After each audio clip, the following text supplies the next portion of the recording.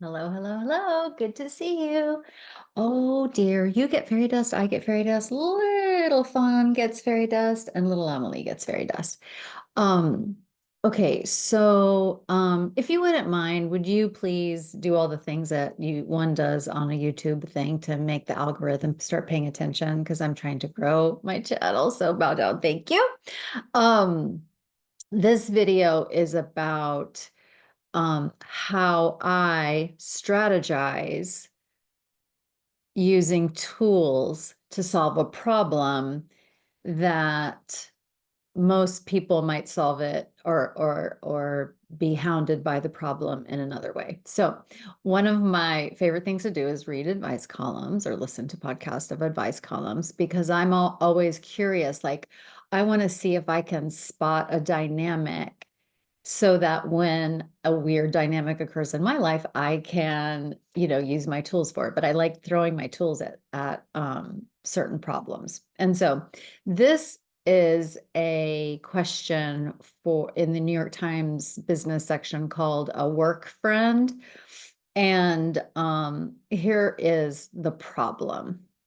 So in my office, I see poor work product being rewarded repeatedly. One colleague never seems to complete a task on her own, or the tasks get shifted to others who can complete the task. Her immediate supervisor has given her a lot of latitude and like make excuses for her, like, oh, she was never trained in that, so you got to do it or whatever. My current boss has acknowledged that this worker, um, that he's whatever paying attention to it and that he's trying to help her. But in the same sentence, the boss says, I wish you could see how humble and wonderful she is. Okay. There are a few other colleagues who see what I see, but our boss still seems to reward E, which is the initial that he gave for the employee, with higher titles that we know she does not have the skills for. Is there a better way to well, this one wants to, is there a better way to communicate my concerns with my boss? Is there any approach that I could take? So the tool that comes to my mind is a tool that is on my cycle of abuse videos, cycle of dysfunction videos. And we all have seen the cycle of abuse. You have the honeymoon, and then stress builds, and then there's an explosion, and then we go right back to the honeymoon. Well, this pattern is around all the time. And sometimes explosions, when I think about explosions, I think, of course, a fight or whatever, but I also think of explosions as, oh, this person is being credited for something that they're not actually skilled at, or like any kind of like dysfunction I consider an explosion. Like it's like, oh, this isn't normal, this isn't right. And so it's like I need to treat this as like, oh, this is the bad thing. And so when I went to a workshop one time, and it was the first time, well, the first time I saw the cycle of abuse was in undergrad. I think it was Psych 101. And I just started bawling. I was in school, I was in college. Like I just started bawling because I'm that's my fucking life. Oh my God. Like I'm like so embarrassed because I started crying. Well, then one day, fast forward to when I'm in school for becoming a counselor, I went to a workshop, and there was a cycle of abuse sitting at each of our tables, which, is normal for a therapist at a workshop. But this is the first time I ever saw how to get off of it.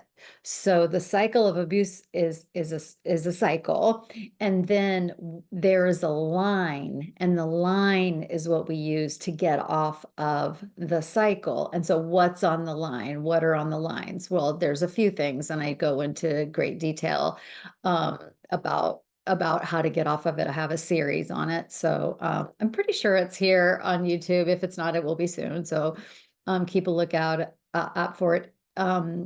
And you could also sign up for my newsletter and you would actually get it sent to your email if you want to do that. So you can just go to my website, advancedbitches.com, which, yeah. So, and if it's not there, we'll figure it out. We'll get it to you, but at some point it will be on my YouTube channel. And I also do believe that there is, I just did an updated one. I think the older one is on YouTube right now, available. Anyway, moving on.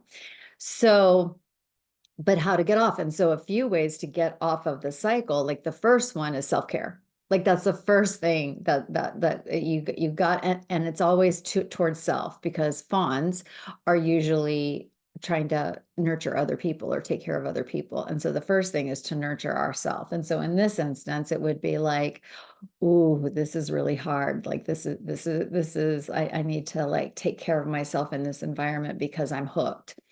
Um, so, but another one is problem solving. But the real trick, the real magic of problem solving is, what is actually the problem? What is the actual problem?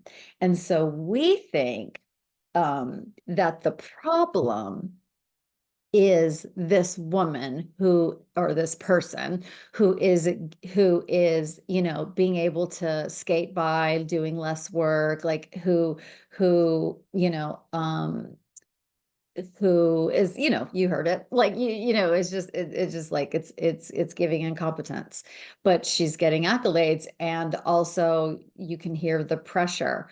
So one of the first things I do, especially if a client is coming to me for career counseling, for career issues, is remind them of the first rule of working, which is you think you're an engineer, you think you're a therapist working in a group practice, you think you're a nurse at a hospital, you think that that's your job. Your job is to make your boss happy and look good. That is always your job, no matter what career you're in. Your job, you have one job, and that is because the job is about making money, like, so you can support yourself. Of course, it's about creative expression and doing it, but beside the point, but you wouldn't be doing it if you weren't getting paid for it. And so it's really helpful sometimes, because it's really hard. It's fucking hard to get a new job, and it's fucking hard to be out of work. And so that's one of the things I just remind everybody, because I think that because in every career, in every system, every work group, there are dynamics, and 9 times out, and so it's like all the people from the office, they all come from dysfunctional families, and then you get together, and then everybody spills out their group dynamics.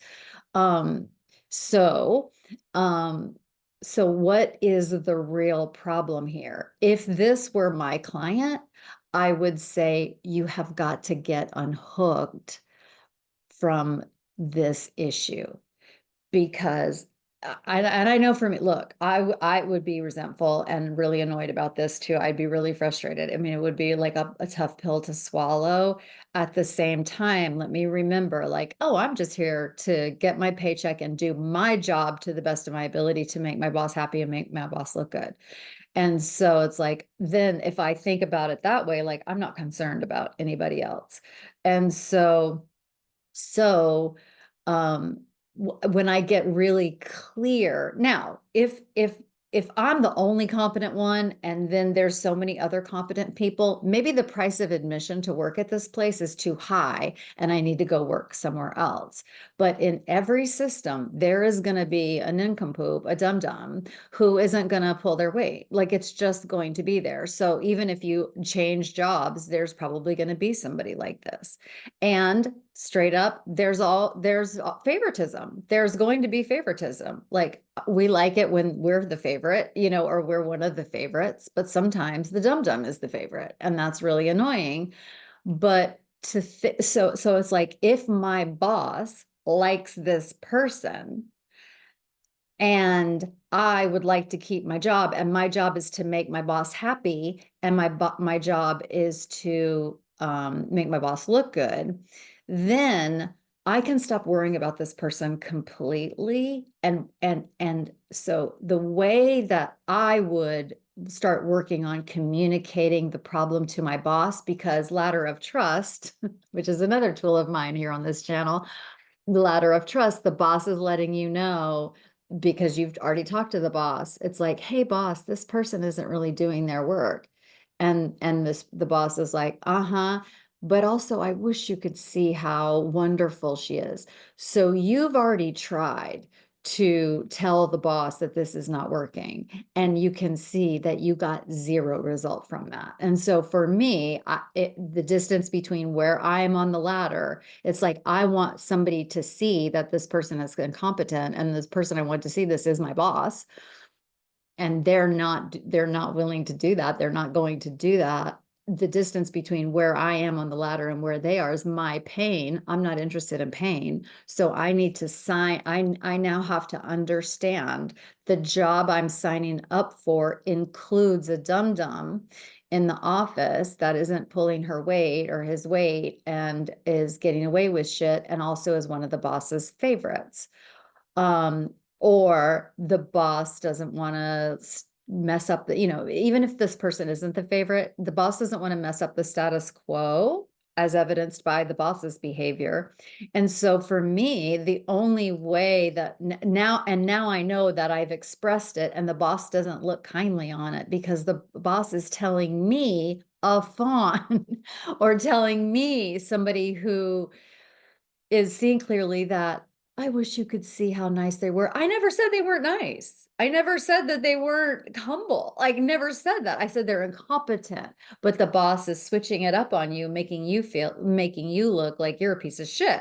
So it's like, now I understand the boss cannot hear me, and this is over. I've tried it once, not doing it again. So how am I going to muddle through if I choose to continue to stay at this job? And honestly, like, this is something that we forget. Like, every day you're choosing to go to this job.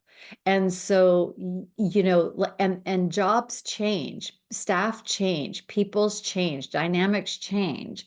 And so the job that you interviewed for and got may not be the same job that you have today.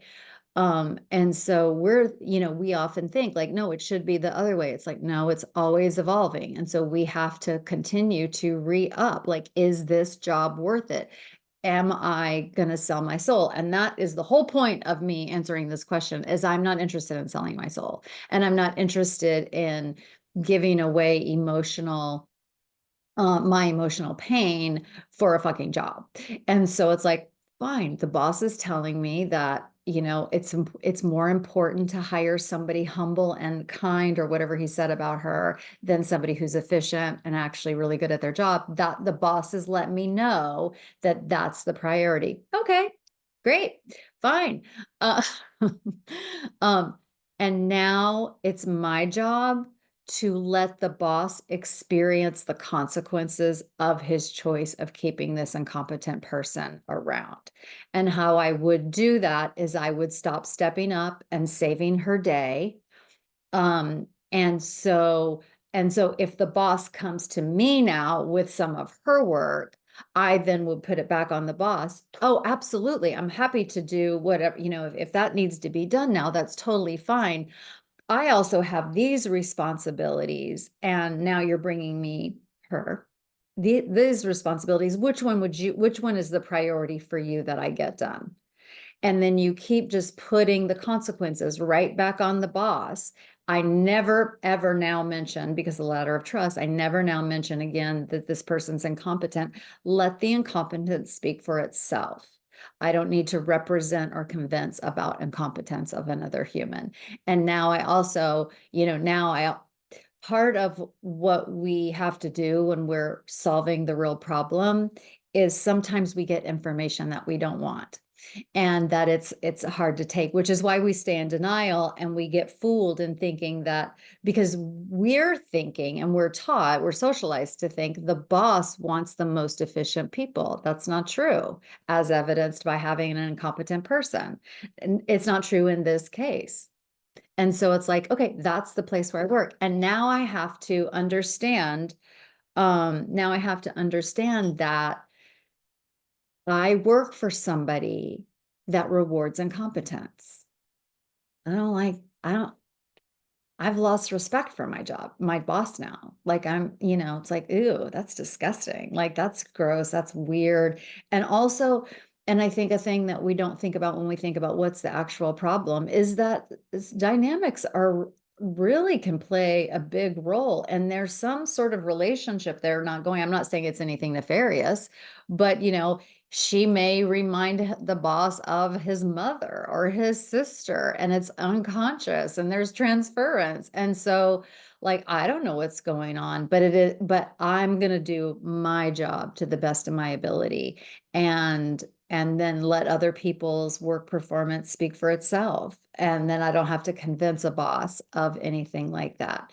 And so, again, if like the boss says like, oh, well, where's that report? And it's like, and if this incompetent person is on my team, I say, well, the report is 98% done.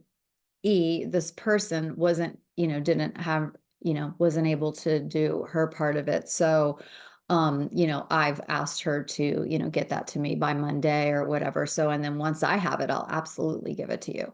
So we think the problem is trying to convince the boss, but the real problem is, do I want to keep this job? Am I still interested in my job? Get off, unhook in every single place that I can. One is using my tools. And so I use the ladder of trust with the boss. The boss is telling me he's not interested. And then think about the cycle of abuse or dysfunction, and think about like, okay, what's actually the problem? What's the real problem? And for me, the problem is always how to not sell my soul for a paycheck.